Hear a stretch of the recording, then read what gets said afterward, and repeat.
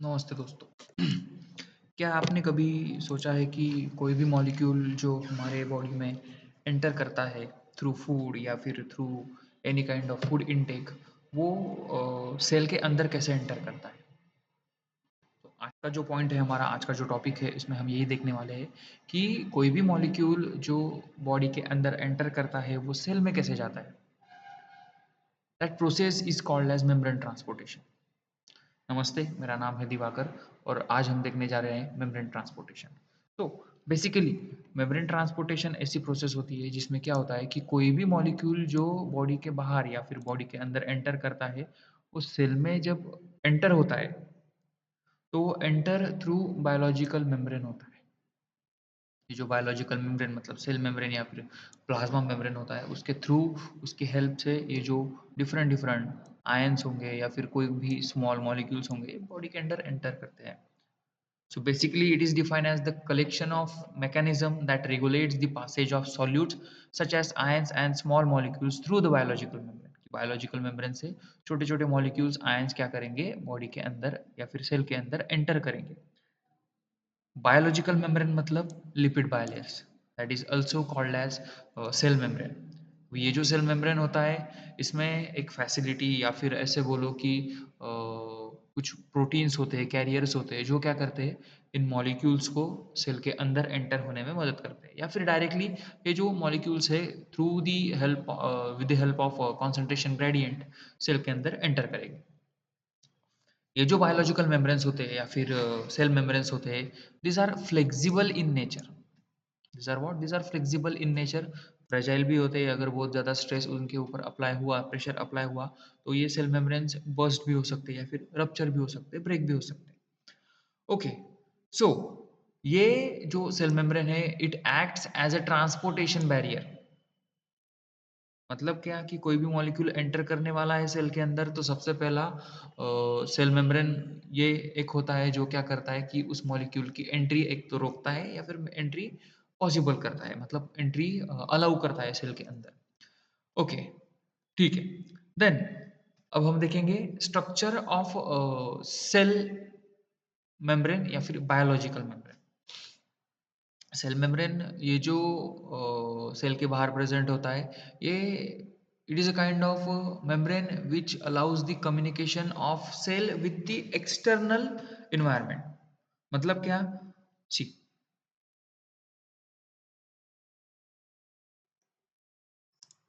सी, ये एक सेल है।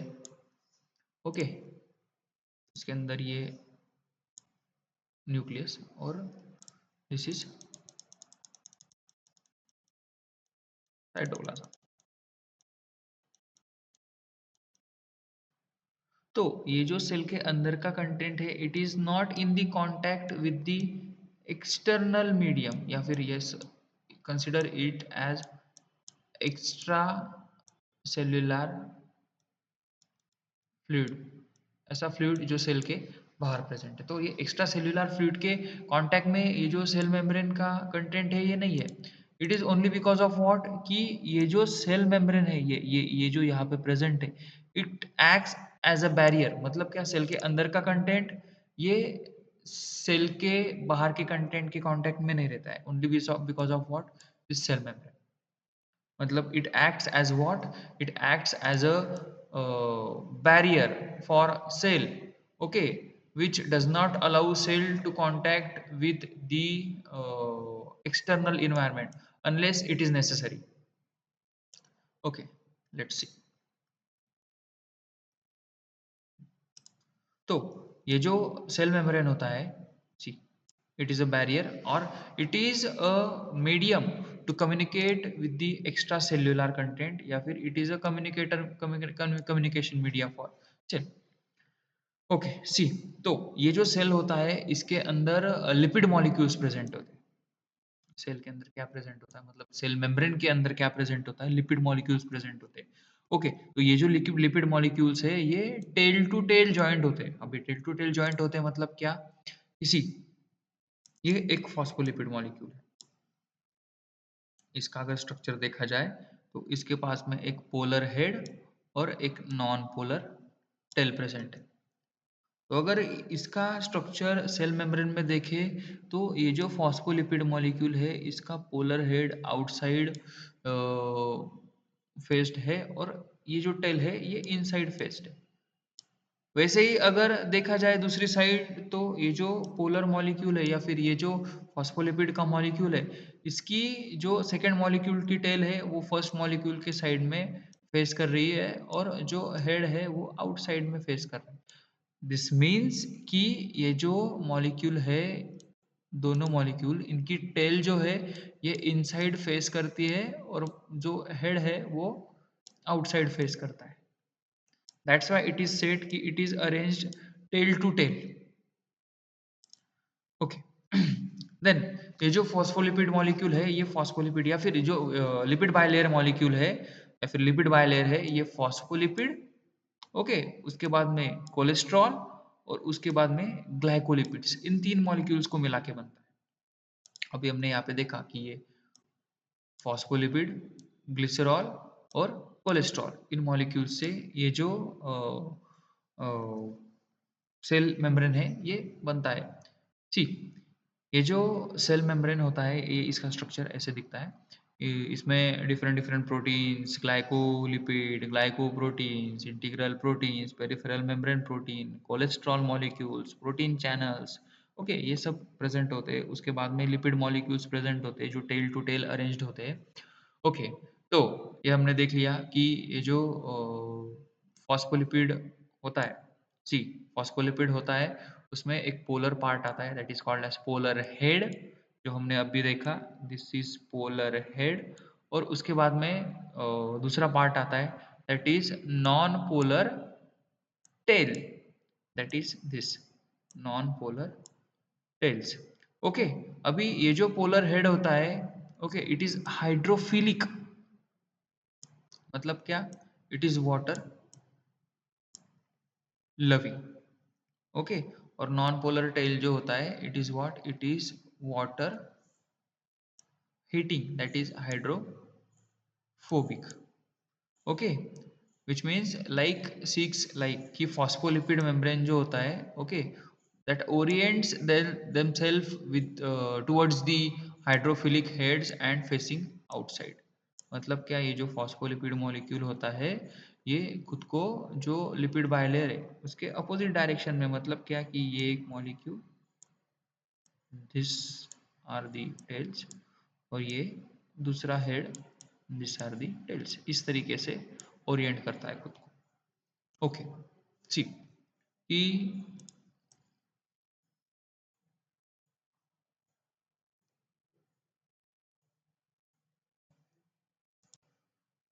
ओके सी कि हाइड्रोफोबिक लेयर जो होता है ये प्लाज्मा मेम्ब्रेन के इनसाइड रीजन में प्रेजेंट होता है and which is related to the impermeability of water soluble molecules।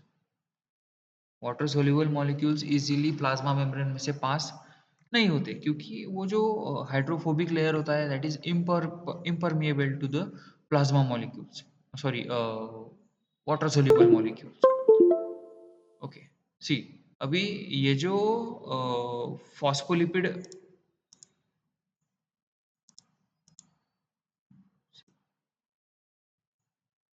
अगर देखें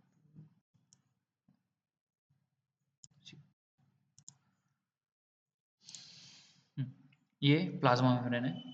इसमें अगर देखा जाए तो दो टाइप की चीज़ें दिख रही कि यहाँ पे एक कुछ तो भी चैनल जैसा है ओके और यहाँ पे कुछ तो भी एक ये चीज़ है। तो जो सेल मेम्ब्रेन होता है उसके अंदर दो टाइप के प्रोटीन होते हैं।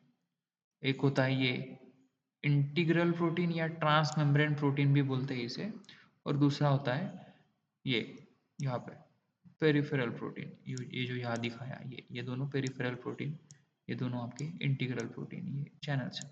ओके तो ये जो इंटीग्रल प्रोटीन और पेरिफेरल प्रोटीन है इनका काम क्या कोई भी मॉलिक्यूल अगर सेल के बाहर प्रेजेंट है तो इस मॉलिक्यूल को कैरी करके सेल के अंदर एंट्री अलाउ करना ये पेरिफेरल प्रोटीन का काम है। सॉरी इंटीग्रल प्रोटीन का काम है। It is also called as transmembrane protein. Transmembrane protein मतलब ऐसा प्रोटीन जो सेल के बाहर के कंटेंट और सेल के अंदर का कंटेंट मतलब एक्स्ट्रा सेल्यूलर फ्लूइड और इंट्रा सेल्यूलर फ्लूइड दोनों के बीच में एक मीडिएटर का काम करता है। कौन? ये जो आपका इंटीग्रल प्रोटीन होता है वो, दैट इज ट्रांसमेम्ब्रेन प्रोटीन। और पेरिफेरल प्रोटीन जो होता है, पेरिफेरल मेम्ब्रेन प्रोटीन, वो क्या करता है, किसी भी मॉलिक्यूल को सिलेक्टेड सिलेक्टेड परमेबिलिटी अवेलेबल करने वाला मॉलिक्यूल ये पेरिफेरल प्रोटीन होता है।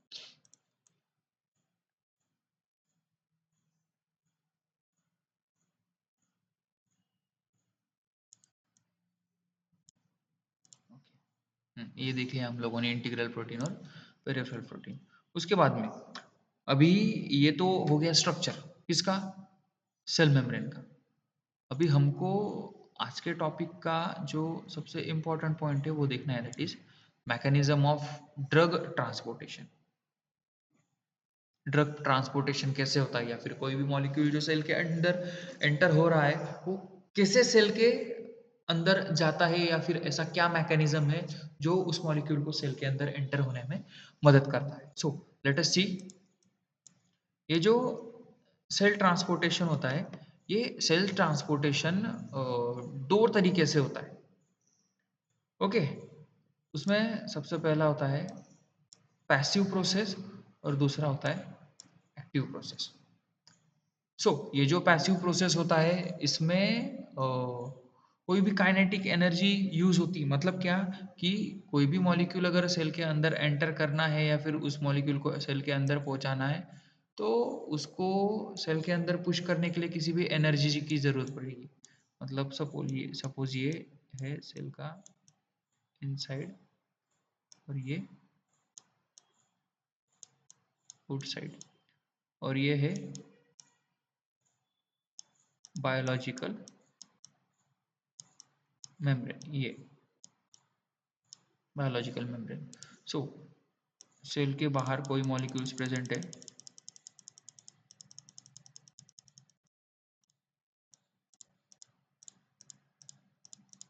और इन मॉलिक्यूल्स को सेल के अंदर पहुंचाना है।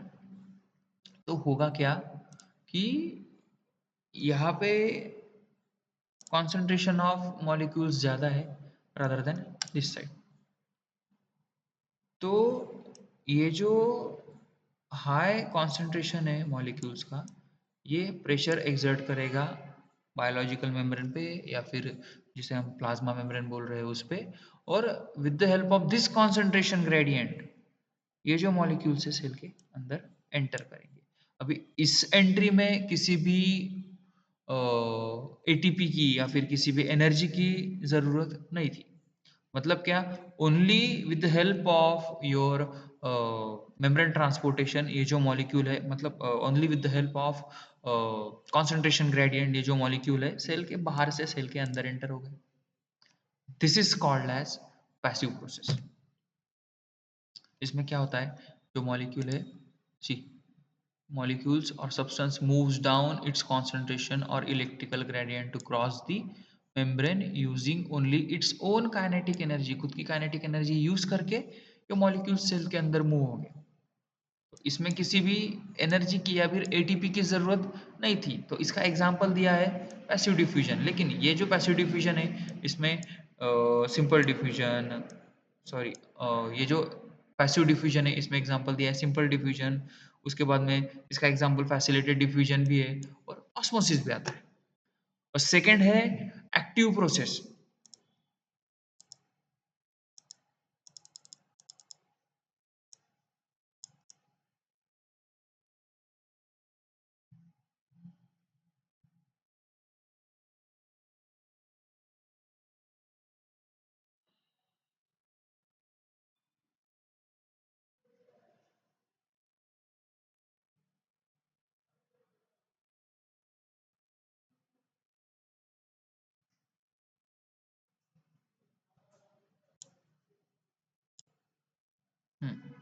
ठीक है।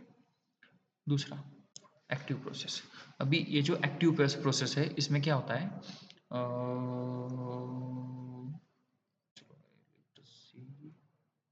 Diagram diagram diagram diagram diagram. Time this one. Okay, active process है। एक्टिव प्रोसेस में क्या होता है कि एक सेल मेम्ब्रेन प्रेजेंट है, उसके एक साइड में कोई मॉलिक्यूल्स है और दूसरे साइड में कोई मॉलिक्यूल्स है। ओके, अभी हमने देखा कि कॉन्सेंट्रेशन का ग्रेडियंट क्या होता है कि बायोलॉजिकल मेम्ब्रेन होता है, उसके एक आइदर साइड में मॉलिक्यूल्स का जो कॉन्सेंट्रेशन है वो ज़्यादा होता है और दूसरे साइड में कॉन्सेंट्रेशन जो है मॉलिक्यूल का कम होता है। तो होता क्या है कि हायर कॉन्सेंट्रेशन से मॉलिक्यूल्स लोअर कॉन्सेंट्रेशन में एंट्री करते हैं। ये हो गया तुम्हारा पैसिव डिफ्यूजन। लेकिन एक्टिव डिफ्यूजन में क्या होता है कि सपोज इधर कुछ तो भी 20 मॉलिक्यूल्स है और इधर कुछ तो भी 10 मॉलिक्यूल्स है। तो ये जो मॉलिक्यूल्स है यहाँ का कॉन्सेंट्रेशन ज्यादा है। Suppose not 20, 10, it is 40 molecules. Okay, यहाँ पे 40 है, यहाँ पे 20। तो ये जो 20 मॉलिक्यूल्स है, यहाँ से मॉलिक्यूल्स ट्राई करेंगे ट्रांसपोर्ट होना दूसरे साइड। अभी ऑलरेडी यहाँ पे कॉन्सेंट्रेशन ग्रेडियंट ज्यादा है, मतलब ये जो कॉन्सेंट्रेशन ग्रेडियंट है, कॉन्सेंट्रेशन ग्रेडियंट के हिसाब से अगर सोचे तो ये हाई कॉन्सेंट्रेशन है और ये लो कॉन्सेंट्रेशन है। फिर भी ये जो मॉलिक्यूल है इस साइड से इस साइड, मतलब ये साइड से ये साइड ट्रांसपोर्ट होने का सोचेंगे, तो ये क्या हो गया, ये हो गया आपका एक्टिव डिफ्यूजन। अभी ये एक्टिव डिफ्यूजन जो होगा इसके लिए जरूरत पड़ती है एटीपी की। सेल मेम्ब्रेन के थ्रू जब molecules with the help of energy, with the help of ATP एक साइड से दूसरी साइड ट्रांसपोर्ट होंगे, इसको बोलते हैं एक्टिव डिफ्यूजन, या फिर इसे हम अपहिल ट्रांसपोर्ट भी बोलते हैं, क्योंकि इसमें एनर्जी यूज होती है और मॉलिक्यूल्स जो है ये क्या करेंगे, ये मूव होने के लिए एनर्जी का यूटिलाइजेशन करेंगे। पैसिव डिफ्यूजन में एनर्जी यूटिलाइज नहीं होती है। पैसिव डिफ्यूजन में सिंपली जो आपका कॉन्सेंट्रेशन ग्रेडियंट है, ये कॉन्सेंट्रेशन ग्रेडियंट यूज होगा और उसके हेल्प से क्या होगा, जो मॉलिक्यूल है सेल के अंदर ट्रांसपोर्ट हो जाएगा। तो सबसे पहला पॉइंट है पैसिव डिफ्यूजन। देखते हैं what is passive diffusion. Okay, तो पैसिव डिफ्यूजन में हमने देखा कि कॉन्सेंट्रेशन ग्रेडियंट यूज करके मॉलिक्यूल जो है सेल के अंदर एंटर करेगा। तो यही चीज, यही फिनोमेना सेम आपका सिंपल डिफ्यूजन जो होता है उसमें अप्लाई होता है। दैट इज कि सिंपल डिफ्यूजन जो होता है इस ऐसी पैसिव प्रोसेस है जिसमें क्या होता है, मॉलिक्यूल जो है फ्रीली लिपिड बायलेयर के थ्रू या फिर प्लाज्मा मेम्ब्रेन के थ्रू क्या होगा, सेल के अंदर ट्रांसपोर्ट होगा with the help of membrane proteins, जो हमने देखा अभी, इंटीग्रल प्रोटीन और पेरिफेरल प्रोटीन। ओके, इसमें मोस्टली कौन से मॉलिक्यूल्स ट्रांसपोर्ट होते हैं, जैसे नॉन पोलर हाइड्रोफोबिक मॉलिक्यूल्स जो होते हैं वो मॉलिक्यूल्स इजीली प्लाज्मा मेम्ब्रेन में से ट्रांसपोर्ट होते हैं। जैसे एग्जांपल अगर देखिए तो oxygen, carbon dioxide, nitrogen gas, fatty acid, steroids, उसके बाद में फैट सोल्यूबल विटामिन, ये इजीली ट्रांसपोर्ट होते हैं फैट मॉलिक्यूल्स की में से, मतलब लिपिड बायलर में से इजीली ट्रांसपोर्ट हो जाते हैं। ओके, उसके बाद में और कौन से मॉलिक्यूल्स जो है ये प्लाज्मा मेम्ब्रेन में से ट्रांसपोर्ट हो गए, तो उसमें आते हैं छोटे छोटे मॉलिक्यूल्स, जैसे uncharged polar molecules which are water, urea, okay, small alcohols, ये सब मॉलिक्यूल जो है जो लिपिड बैरलर में से सिंपली डिफ्यूज हो जाएंगे। उसके बाद में इसका अगर सबसे बेस्ट एग्जांपल देखिए तो सबसे बेस्ट एग्जांपल है transportation of oxygen and carbon dioxide through the blood. कि कोई भी सेल में ऑक्सीजन और कार्बन डाइऑक्साइड का ट्रांसपोर्टेशन जो इजीली होता है ड्यूरिंग ब्रीदिंग, ये सबसे बेस्ट एग्जांपल है सिंपल डिफ्यूजन का। ओके, उसके बाद में हमारे बॉडी के अंदर जो छोटी छोटी सेल्स होती है या फिर कोई भी सेल होती है वो क्या करती है, कोई भी मॉलिक्यूल कंज्यूम करती है, कंज्यूम करने के बाद में उसके जो मेटाबोलाइट्स होंगे वो ब्लड में इजीली रिलीज कर देती है। तो ये जो प्रोसेस हो गया, ये भी आपका क्या हो गया, सिंपल डिफ्यूजन हो गया।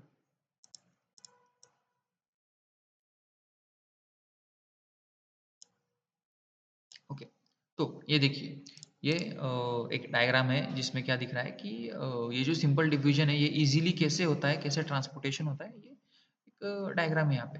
सी कि यहाँ पे मॉलिक्यूल्स का कॉन्सेंट्रेशन ज़्यादा है, अभी अभी हमने देखा मॉलिक्यूल्स का कॉन्सेंट्रेशन ये साइड में ज़्यादा है, ये साइड में मॉलिक्यूल्स का कॉन्सेंट्रेशन ज़्यादा है, ये साइड में मॉलिक्यूल्स का कॉन्सेंट्रेशन कम है। तो ये जो मॉलिक्यूल्स है ये हायर कॉन्सेंट्रेशन से लोअर कॉन्सेंट्रेशन में एंट्री करेंगे। ओके, सो ये जो प्रोसेस है सिंपल डिफ्यूजन, इसमें मोस्ट इंपॉर्टेंट जो फिनोमिना या फिर मोस्ट इंपॉर्टेंट जो चीज है दैट इज कॉन्सेंट्रेशन ग्रेडियंट। अगर कॉन्सेंट्रेशन ग्रेडियंट अच्छे से वर्क करेगा तो मॉलिक्यूल्स इजीली हायर कॉन्सेंट्रेशन से लोअर कॉन्सेंट्रेशन की तरफ मूव होंगे, लोअर कॉन्सेंट्रेशन की तरफ जाएंगे। Okay, so next is this is your simple diffusion और next is your facilitated diffusion. अभी इसका नाम जो है facilitated diffusion, इसी में इसका मैकेनिज्म छुपा है. That is ऐसे मॉलिक्यूल्स या फिर ऐसे प्रोटीन्स या फिर ऐसे मेडिएटर्स जो क्या करेंगे, डिफ्यूजन में मदद करेंगे, डिफ्यूजन की फैसिलिटी हम लोगों को अवेलेबल करके देंगे.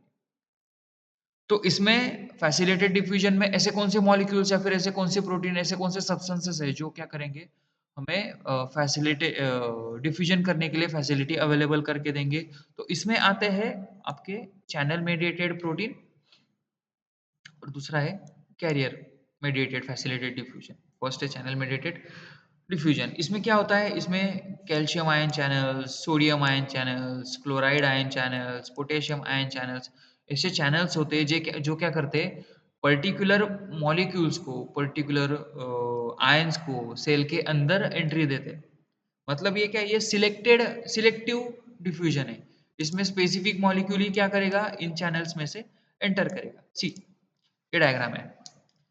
अभी इसमें क्या है, इसमें एक पर्टिकुलर चैनल है.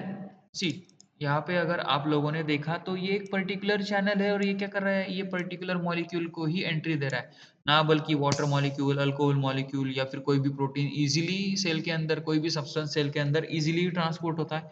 नहीं, चैनल मेडिएटेड में क्या होता है, पर्टिकुलर चैनल होता है, जैसे calcium ion channel, potassium ion channel. वो क्या करता है, मॉलिक्यूल्स को सेल के बाहर से सेल के अंदर एंट्री देता है और सेल के अंदर से सेल के बाहर रिलीज करने का काम करता है. This is your channel mediated diffusion. दूसरा होता है that is carrier mediated diffusion. अभी कैरियर मेडिएटेड डिफ्यूजन में क्या होता है, सेल के अंदर कोई प्रोटीन्स होते हैं जिनके अंदर कैविटीज होती है या फिर रिसेप्टार्स होते हैं जो क्या करेंगे, कोई भी मॉलिक्यूल जो सेल के अंदर एंटर करना चाह रहा है, जैसे आपका ग्लूकोज हो गया, फ्रुक्टोज हो गया, गैलेक्टोज हो गया या फिर विटामिन हो गए, सेल के अंदर एंट्री करना चाह रहा है, तो इन प्रोटीन्स के अंदर कैविटीज होती है. जैसे देखो ये जो प्रोटीन है इसके अंदर कैविटी है, ये कैविटी में से ये मॉलिक्यूल क्या करेगा, सी, हाँ सी, ठीक है, ये मॉलिक्यूल यहाँ पे है. सपोज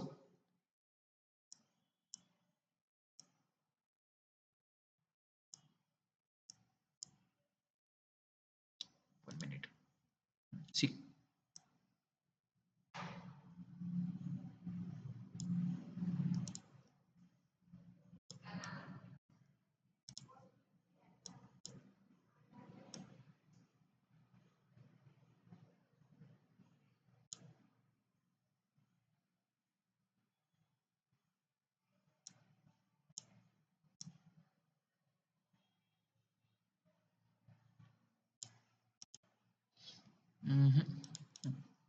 ठीक है, चल रहा है.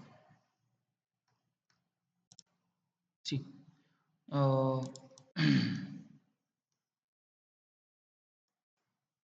ये प्रोटीन है, इसके अंदर ये कैविटी जहाँ पे मॉलिक्यूल फिक्स हो सकता है. तो ये मॉलिक्यूल जिसे सेल के अंदर एंटर करना है, ये क्या करेगा, इस कैविटी में आके फिक्स हो जाएगा और फिर ये मॉलिक्यूल क्या होगा, इसके आइदर साइड को ओपन हो जाएगा और ओपन होके इस मॉलिक्यूल को, ये जो मॉलिक्यूल्स है इनको यहाँ से लेके तो सेल के अंदर एंट्री देगा. इसी टाइम क्या होगा, जब ये मॉलिक्यूल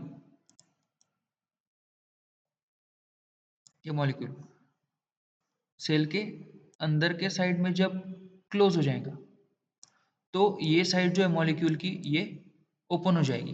तो ये साइड ओपन होने के बाद में ये जो मॉलिक्यूल ये क्या हो जाएगा, इस कैविटी में आके बैठ जाएगा. फिर जब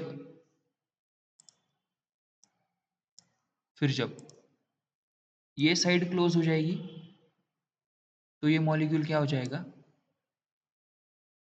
ये साइड क्लोज हो जाएगी तो ये साइड ओपन होगी और इसमें क्या होगा, ये मॉलिक्यूल जो है यहाँ पे आके कैविटी के अंदर आके बैठ जाएगा. जैसे ही ये साइड क्लोज होगी, ये साइड क्लोज होगी तो ये साइड फिर से ओपन हो जाएगी और यहाँ पे जो कैविटी में मॉलिक्यूल था ये आके सेल के अंदर रिलीज हो जाएगा. मतलब इस तरीके से ये जो प्रोटीन्स है ये वर्क करते हैं. तो ये फैसिलिटी अवेलेबल करके देते हैं चैनल्स और कैरियर प्रोटीन्स. ओके, तो ये हो गया आपका फैसिलिटेड डिफ्यूजन। अभी नेक्स्ट हम देखेंगे ऑस्मोसिस। आपने एग्जाम्पल देखा ही होगा या फिर ऑस्मोसिस आप लोगों को पता ही होगा कि बचपन से हम देखते आ रहे हैं एक एग्जाम्पल कि एक बाउल लो जिसमें बहुत सारा वाटर है। ओके, फिर इस बाउल में क्या किया हम लोगों ने, इस बाउल बाउल में हमने रेजिन डाल दिए। ओके, और over the night in resins को उस बाउल में रख दिया। तो आफ्टर 24 आवर्स या फिर ओवर द नाइट क्या होगा, ये जो छोटे छोटे रेजिन्स थे it gets converted into swollen one. मतलब क्या, ये जो रेजिन्स है ये फूल जाएंगे। तो ये किस तरीके क्यों हुआ या फिर किस वजह से हुआ कि ये जो वाटर कंटेंट है, ये जो बाउल है इसके अंदर ये जो वाटर कंटेंट है ये क्या हो जाता है, थ्रू बायोलॉजिकल मेम्ब्रेन, मतलब ये जो रेजिन का मेम्ब्रेन है इसके थ्रू रेजिन के अंदर चला जाता है और इससे रेजिन क्या हो जाता है, फूल जाता है। ओके, तो ये जो प्रोसेस है this is called as osmosis. This is called as what, osmosis. Okay, तो ये ऑस्मोसिस जो है ये भी एक प्रोसेस है जिसकी हेल्प से क्या होता है, जो भी मॉलिक्यूल्स है सेल के बाहर प्रेजेंट है, वाटर मॉलिक्यूल है, वो इजीली सेल के अंदर with help of concentration gradient move हो जाते हैं। ऑस्मोसिस स्पेशली वाटर मॉलिक्यूल में ही वाटर मॉलिक्यूल के हेल्प से ही होता है। Okay, next is your active diffusion. Active diffusion हम लोगों ने देखा कि एक्टिव डिफ्यूजन में क्या होता है, एक्टिव डिफ्यूजन में मोस्टली एटीपी की मदद ली जाती है। एटीपी के हेल्प से क्या किया जाता है, जो भी मॉलिक्यूल्स होंगे इनको सेल के अंदर मूव किया जाता है। तो एटीपी की हेल्प से मॉलिक्यूल्स एंटर होते हैं। तो कौन से मॉलिक्यूल्स ऐसे, जैसे सोडियम हो गया, कैल्शियम हो गया, हाइड्रोजन आयंस हो गया, पोटेशियम हो गया, आयोडीन हो गया, क्लोराइड हो गया, अमीनो एसिड्स हो गए, बहुत से मोनोसेकेराइड्स, ये सब जो मॉलिक्यूल्स है ये एक्टिवली ट्रांसपोर्ट होते हैं। एक्टिवली ट्रांसपोर्टेशन, फिर से एक बार बोलता हूँ, एक्टिव ट्रांसपोर्टेशन मतलब क्या, जब भी सेल के बायोलॉजिकल मेम्ब्रेन में से कोई भी मॉलिक्यूल सेल के बाहर से सेल के अंदर एंटर करना चाहेगा या फिर सेल के अंदर से सेल के बाहर एंटर करना चाहेगा अगेंस्ट द कॉन्सेंट्रेशन ग्रेडियंट, तो क्या होता है कि एनर्जी का यूटिलाइजेशन होता है, एटीपी का यूटिलाइजेशन होता है और फिर वो molecule against the concentration uphill transportation की हेल्प से क्या होगा, सेल के अंदर एंटर होगा। This is called as active transportation. तो ये एक्टिव ट्रांसपोर्टेशन दो टाइप का होता है, एक पैसिव सॉरी एक प्राइमरी एक्टिव ट्रांसपोर्ट और दूसरा secondary active transport. Primary active transport में क्या होता है, ये जो हमने बोला कि एटीपी जो है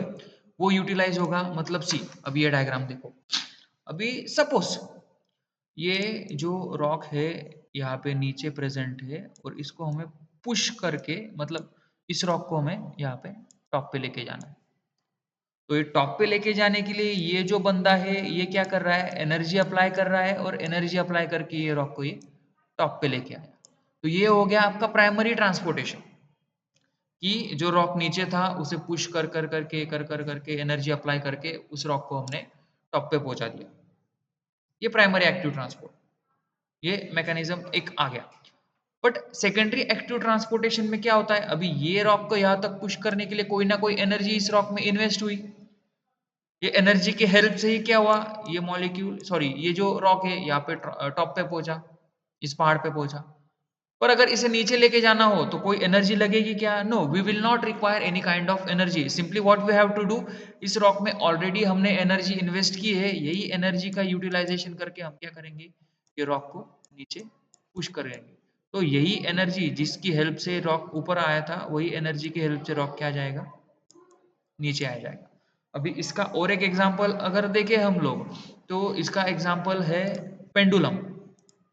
पेंडुलम आप सब लोगों ने देखा होगा, ओके, जिसको हम मराठी में दोलक बोलते हैं।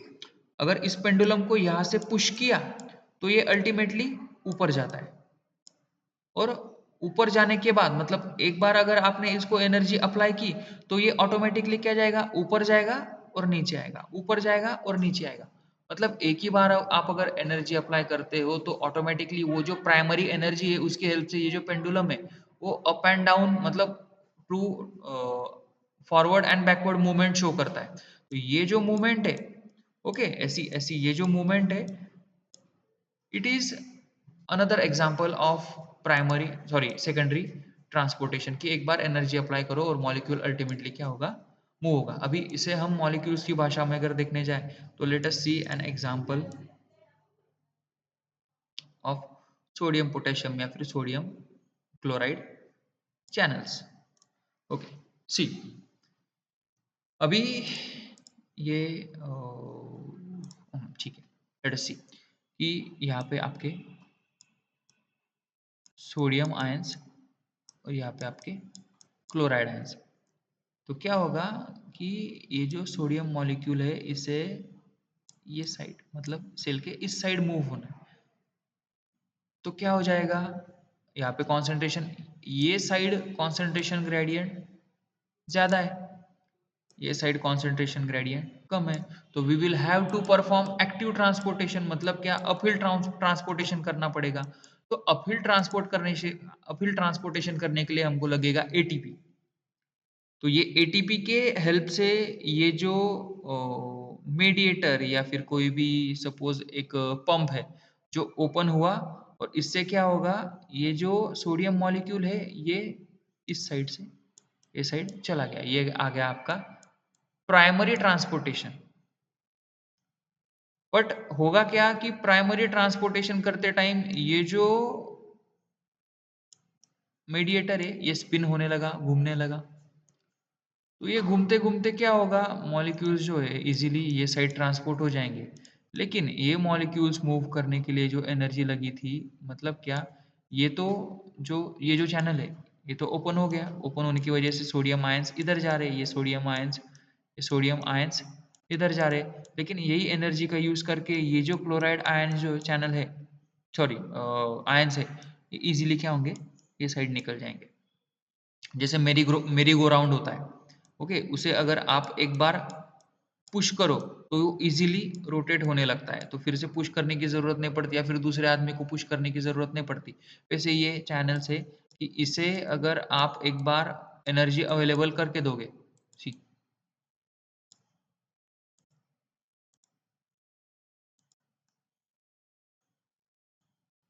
इसे अगर आप एक बार ओपन करोगे या फिर इसे अगर आप एक बार एनर्जी अवेलेबल करके दोगे और ये रोटेट होने लगेगा, सोडियम आयंस इसमें से ट्रांसपोर्ट होने लग जाएंगे, तो वही एनर्जी का, ये रोटेट हो रहा है ऐसा गोल गोल घूम रहा है, यही एनर्जी का यूज करके ये जो क्लोराइड आयंस है ये इधर निकल जाएंगे। This is called as your primary and secondary active transport, मतलब दोनों में एनर्जी लगेगी।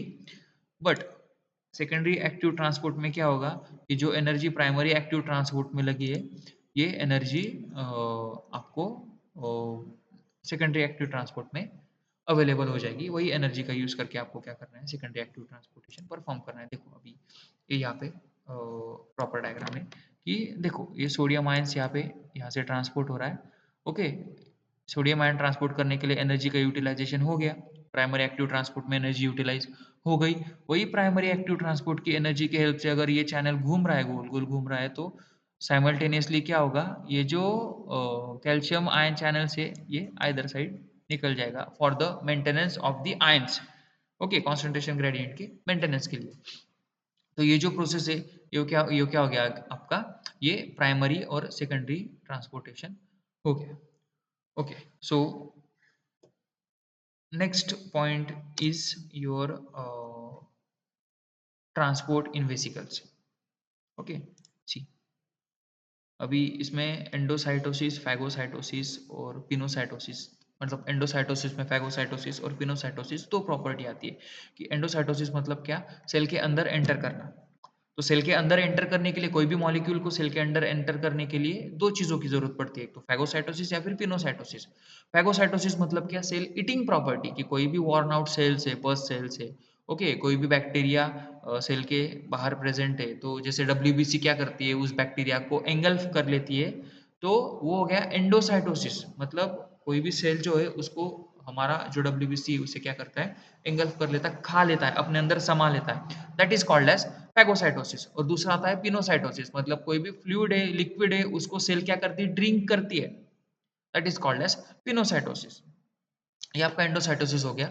मतलब क्या, सेल के बाहर से सेल के अंदर एंटर करना, that is called as endocytosis. But cell के अंदर से सेल के बाहर जाना, that is called as exocytosis.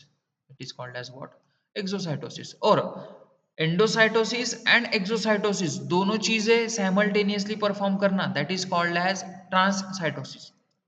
तो हाँ ठीक है, ये एक चीज है कि डिफ्यूजन कॉन्सेंट्रेशन, एक समरी रिकैप देख लेते हैं हम लोग। डिफ्यूजन कॉन्सेंट्रेशन ग्रेडियंट की हेल्प से होता है, हायर कॉन्सेंट्रेशन से लोअर कॉन्सेंट्रेशन जाता है। चैनल मीडिएटेड प्रोटीन में सिंपल चैनल्स होते हैं जो क्या करते हैं, मॉलिक्यूल्स को हायर कॉन्सेंट्रेशन से लोअर, सिलेक्टेड मॉलिक्यूल्स को हायर कॉन्सेंट्रेशन से लोअर कॉन्सेंट्रेशन में लेके जाएंगे। कैरियर प्रोटीन्स में क्या होगा कि एक पर्टिकुलर कैरियर रहेगा, वो क्या करेगा, सिलेक्टेड मॉलिक्यूल्स को अपने अंदर बिठा के, जो कैविटीज प्रेजेंट है उसके अंदर बिठा के दूसरे साइड में ट्रांसपोर्ट करने का काम करेगा, जैसे ऑटो करती है कि एक जगह से दूसरी जगह पे मॉलिक्यूल को ट्रांसपोर्ट करने का काम करेगी सेल के अंदर ही। ओके, और तीसरा होता है एक्टिव ट्रांसपोर्टेशन, जिसमें क्या होता है, एटीपी की हेल्प से क्या होगा, मॉलिक्यूल्स जो है सेल के अंदर एंटर होंगे। ओके, सो होप कि आपको ये जो पॉइंट है आज का वो समझ में आया होगा।